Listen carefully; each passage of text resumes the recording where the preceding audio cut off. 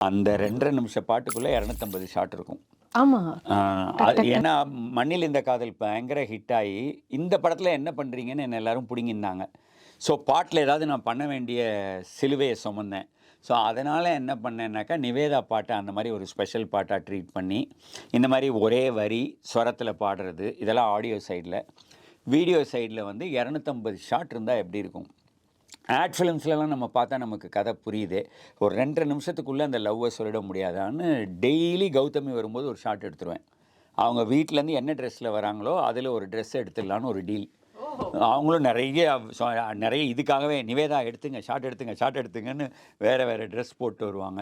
அது தவிர எங்களோட கம்பெனிலேருந்து நாங்க பண்ணியிருந்த 100 ட்ரெஸ்ல அங்கங்க எந்த ஊர், எந்த இடத்துக்கு போனாலும், தேவன் தீர்ப்பென்றும் புதிதானது எடுக்கிற போதே நிவேதாக்கு ஷாட் எடுத்துப்போம். ஓகே.